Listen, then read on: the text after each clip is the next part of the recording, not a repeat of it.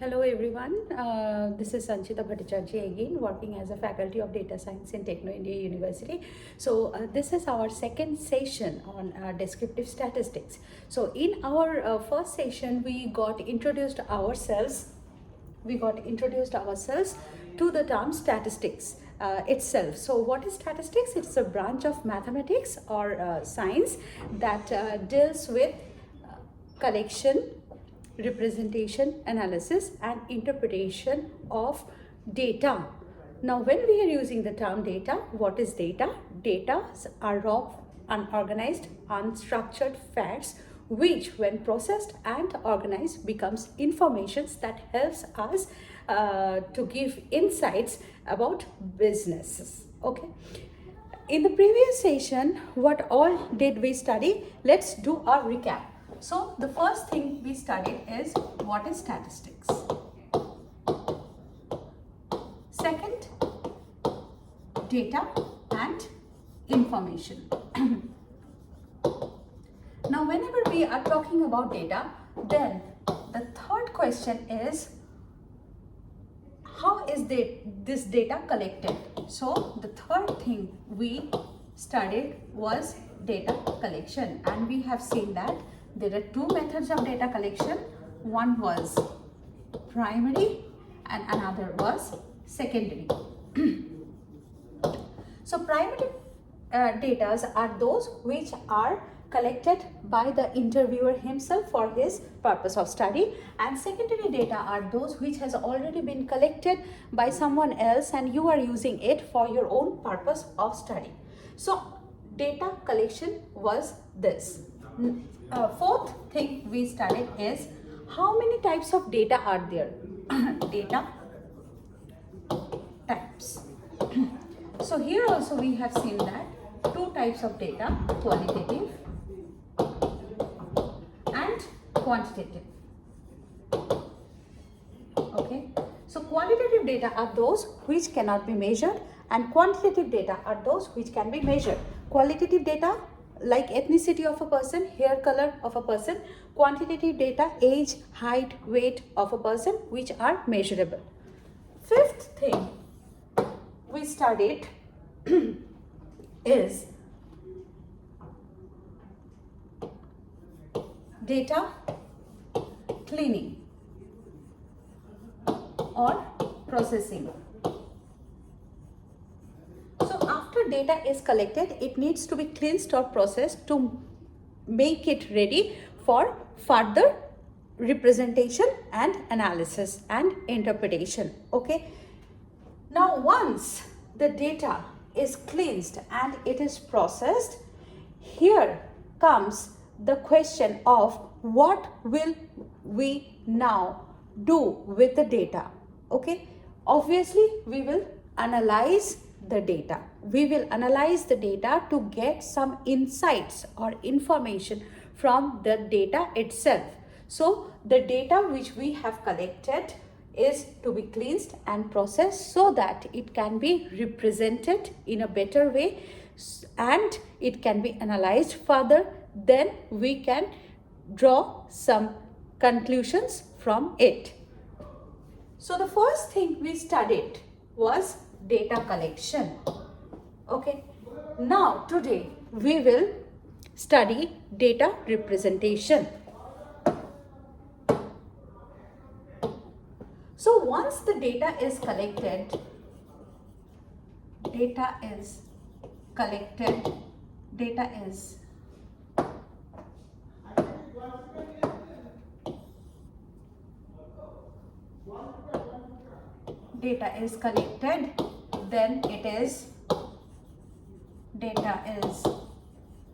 cleansed.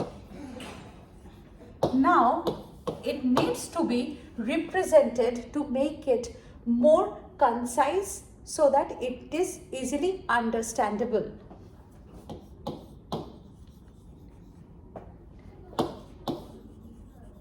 Should be represented. Okay, now what do we mean by data should be represented? Data should be put in proper formats so that it is easily understandable for further analysis. Okay. Now, suppose if I say that there are 10 students in my class and they have been marked out of 5 in a Viva exam. Okay, so the marks obtained are 1, 4, 5, 3, 1, 2,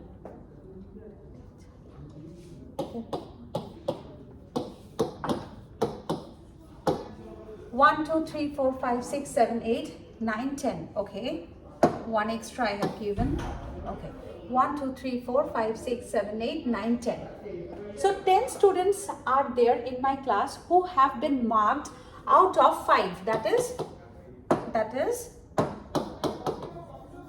full marks is 5. Where? In a quiz. Okay, so if I write the numbers like this, it is not that easy to interpret. Rather, if I present the data like this, say marks, and here number of students, okay, it will be better to understand. So how many marks will be there? 0, 1, 2, 3, 4, 5. How many students will be there? 0, no one got. 1, say 2 got. This say 1 got. 3 say 1 got. Say 4 marks.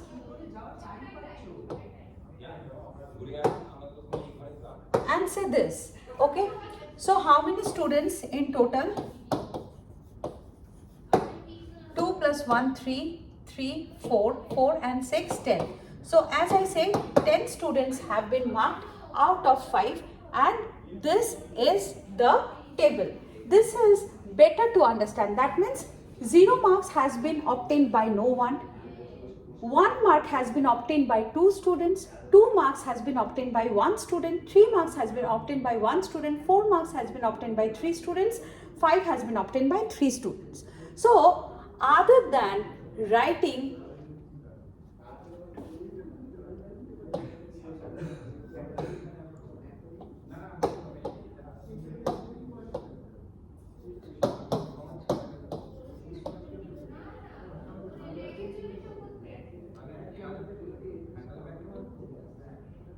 and so on, it is easy to put it in this form. Okay. Okay. So this was a tabular representation of data. So once the data is collected, it is cleansed and then it should be represented in a better way to make it easily understandable. So data collected, then cleansed, and then the third step is data representation.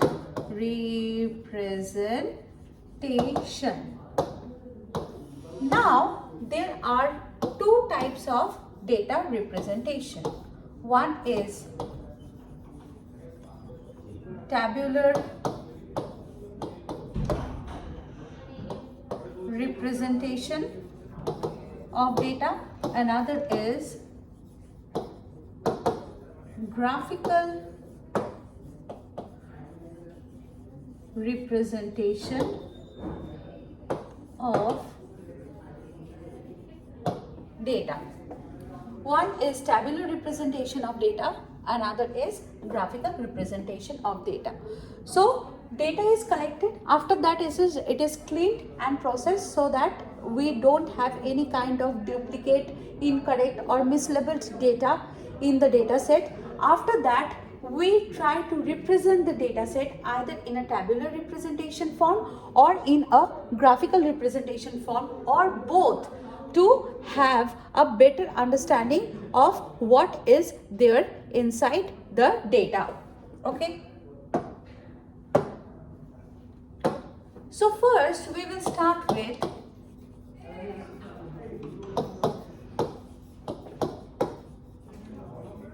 tabular representation of data. First we shall start with tabular representation of data. When the data is represented in the form of a table, that is known as tabular representation of data. So what are the objectives of tabular representation of data? To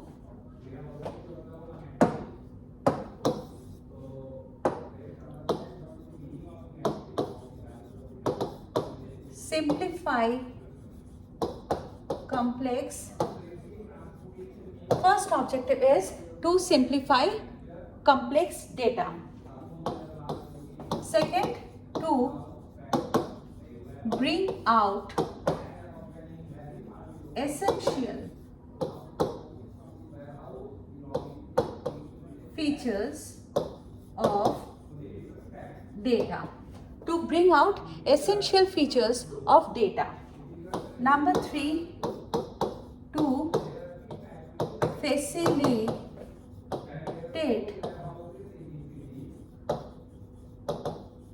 comparison. Tabular representation is also used for comparing data sets. Okay.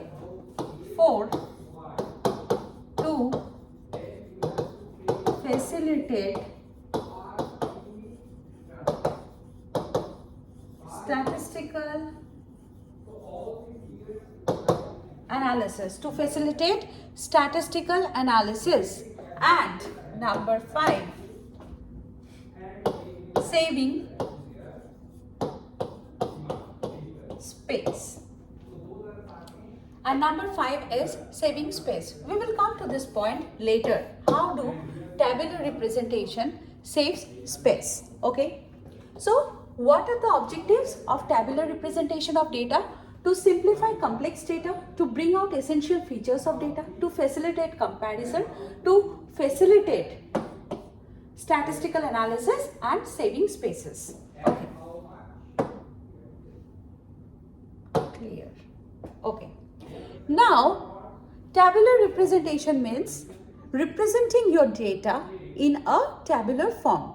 So, we need to draw a table first. Okay. So, a typical table,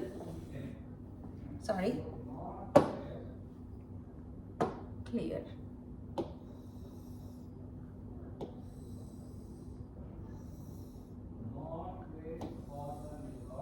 A typical table looks like this.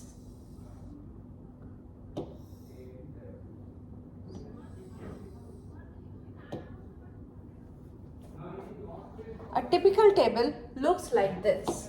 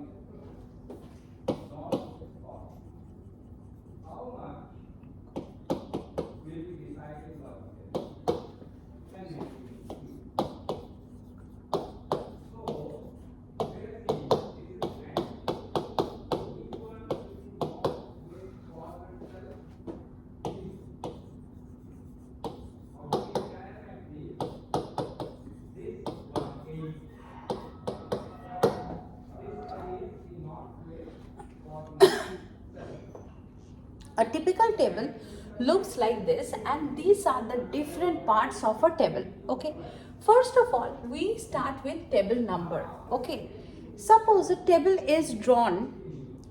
We often come across many tables in our textbooks of statistics. Okay, sometimes it happens so that a table which has been drawn in the first page, in the first chapter, is being referred later on in some later chapters. So it is very important to number your tables so that each and every time you don't have to draw the same table, but you can refer to like table number 1, page number 3, like this. Okay, so table number 1 or table number is very important for reference of the table.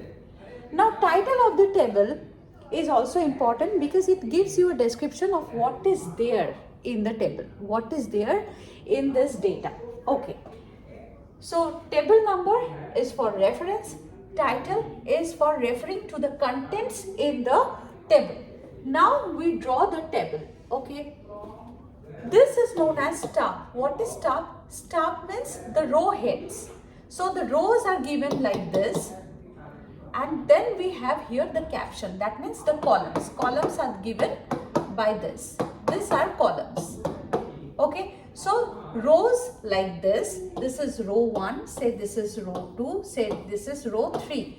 And this is say column 1, column 2, column 3, column 4. So caption basically describes the columns, whereas stub basically describes the rows.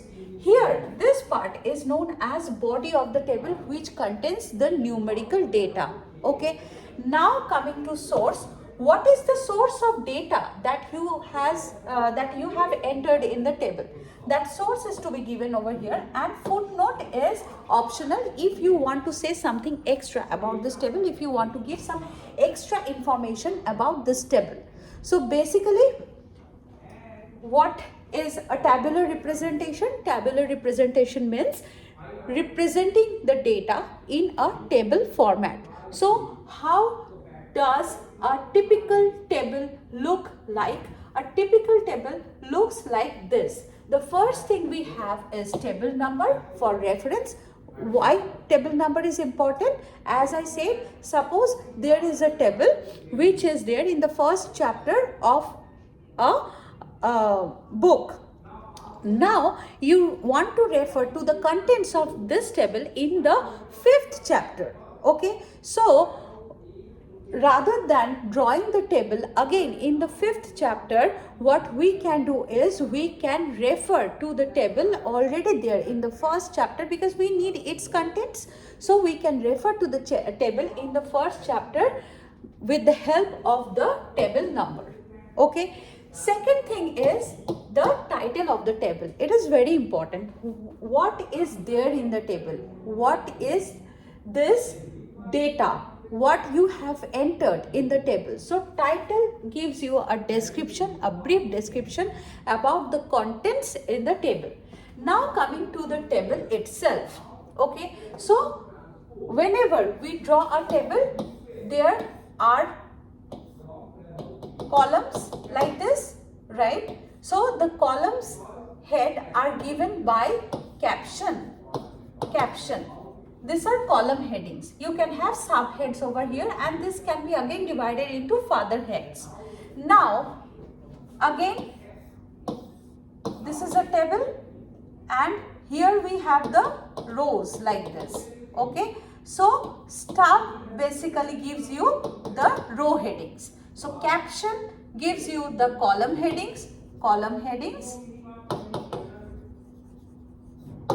and stub gives you the row headings.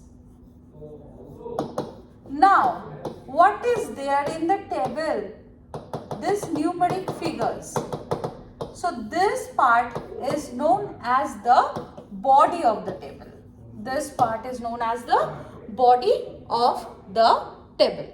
Okay, so we have a typical table where we have the column heads to be given by caption, the row heads to be given by stub. Now, what is the source of these figures? What is the source of these figures that you have entered in the body? that is to be mentioned over here in the source. And footnote is optional if you want to say anything further about this table. Okay, so this is known as a typical table, and when data is entered in this table, that representation of the data is known as tabular representation of data. Now quickly let us do an example. Okay, for example, I have the students of Techno India University, okay, and I have divided them according to three main categories, that is Faculty of Arts, Faculty of Science, Faculty of Commerce. Again, I have divided them according to the gender also. How many male students are there? How many female students are there? So how do I represent this data? Okay.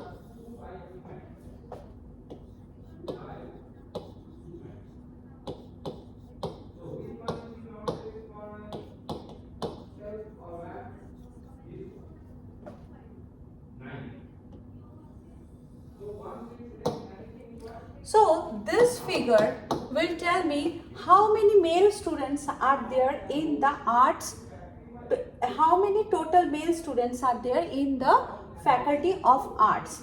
This figure will tell me how many male students are there in total in the Faculty of Commerce. Okay, this figure will tell me how many female candidates are studying science under Techno India University. As I say, there should be a table number. Say I am giving here table number 1, title. I am giving a title, say distribution of students by gender in TIU in departments of arts, commerce and science. Source: data collected from university records.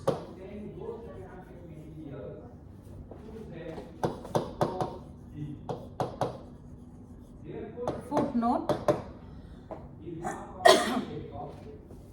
university records. Say I just mention year 2024 to 2025. Okay, so this is a peculiar table. So this is your caption. This is your caption. This is your stub. These are the column heads. These are the row heads. This is table number, this is title, this is source, this is footnote. So this is a typical example of tabular representation of data. And here, and here will be the numeric, here will be the numeric figures. How many students are there? This data is being obtained from the university records. Footnote: I am giving, say, the year for the admission year 2024 to 25. Okay, so this is the typical tabular representation of data.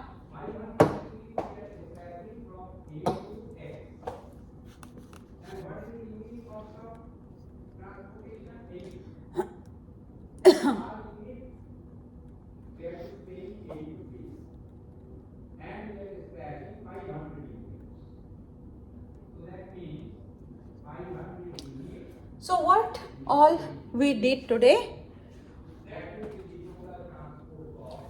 We today started mainly with data representation. So there are two types of representing data. There are two rather ways of representing data, sorry.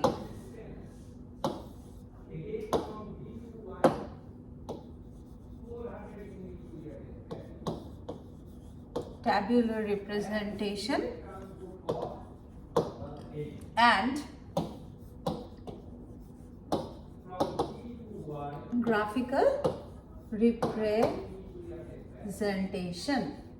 So today we started with tabular representation of data.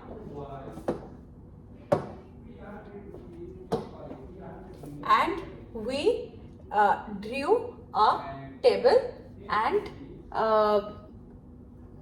we actually found out how it helps in representing the data in a more compact form. Okay. Now, advantages has been discussed already. Okay. Now, there are some disadvantages also for tabular representation of the data. Okay. The first disadvantage is it lacks description. Though it transforms complex data into a much more easily understandable format, though it helps in statistical analysis, though it saves space, but it lacks description. How it lacks description? The table represents only figures and not attributes. Represents only figures, not attributes. Point number 2, it ignores the qualitative aspect of the facts.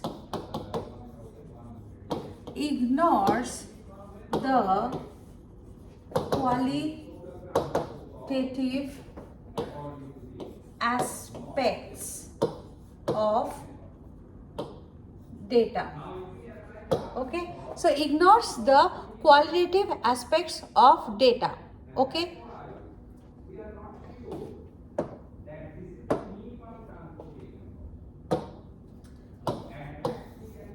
Number 2, it is incapable of presenting individual items.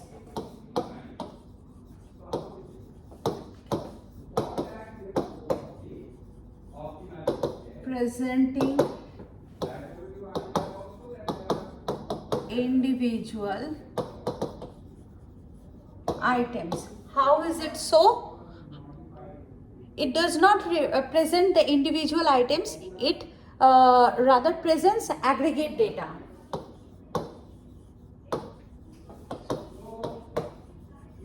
Present individual items, presents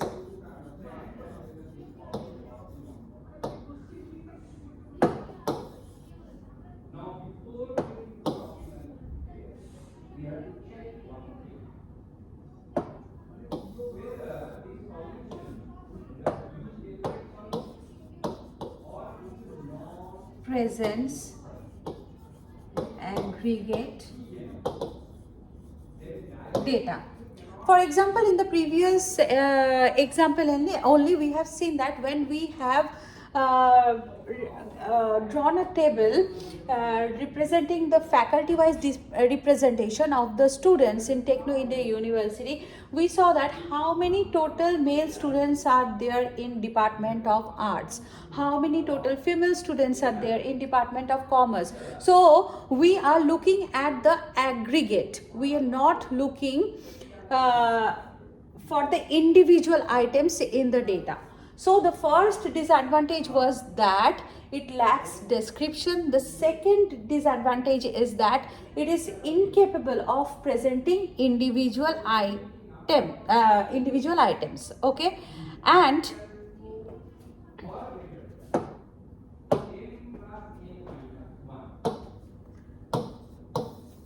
the third disadvantage is that it needs spatial knowledge. If a table is not drawn prudently, it will not represent the data in an effective manner. There will be lack of information to be obtained from the table.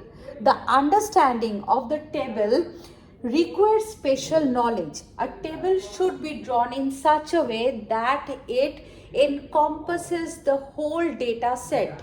Okay, it cannot be easily used by a layman. So it needs spatial knowledge, cannot be used by a layman, cannot be used by a layman, because if a table is not drawn properly, if all the data is not covered properly, then further analysis from that tabular representation will give us incomplete results. Okay, so that's all. That's what we studied today. So what we all studied till now: what is statistics, what is data, how many types of data are there, qualitative data, quantitative data, how this data is collected depending on the method of collection. Two types of data are there: primary data, secondary data. Primary data, which is collected by the interviewer himself for his purpose of study. He can collect this data in the form of interviews, in the form of observations, that is observing a situation and then recording the findings, surveys and questionnaires, focus groups and oral histories. Secondary data, which has already been collected by someone, is there with some organizations and you are using the data for your purpose of study. Now once the data is collected, it needs to be cleansed and processed. Why? Because whenever we are gathering the data from multiple resources, there are chances of duplicate data, incorrect data or mislabeled data. Once the data is cleansed, now what? Now the data should be represented in a compact form so that easily it is understandable. So data representation comes into play. How many types of data representation methods are there? There are two types of data representation methods. One is the tabular representation of data and another is the graphical representation of data. In today's session, we have studied the tabular representation of data. We have drawn a table. So what are the different parts of a table? First, the table number. That means the table number is used for reference of the table in later chapters or later references. Then the title of the table, which gives you a knowledge of the contents in the table. Then the table itself, the row headings are given by staff, the column headings are given by captions. The numerical figures inside the table, they consist the body part, then we have the source, that is where from did you get this data that you have entered in the table, and then some footnote which is optional, you may give, you may not give. Now tabular representations, what is the objective? What are the objectives of tabular representation? To simplify the complex data, to bring out the essential features of the data, to facilitate statistical analysis, and at the same time to save space. Okay, but there are limitations. What are the limitations? It lacks description. That means it is not able to focus on individual items. Also, it represents only figures, and it does not represent the attribute. It ignores the qualitative aspect of the data, and also the table is not easy to draw. The table is easy to draw, but we should have a clear understanding of what all to cover in the table. That means the table should be drawn in a special way so that it brings out the best from the data. Any kind of wrong representation will not be able to bring out the best features of the data through tabular representation. So that's all for today's session. Thank you. In the next session, we will start with graphical representation of data. That is the second method of data representation. Thank you so much.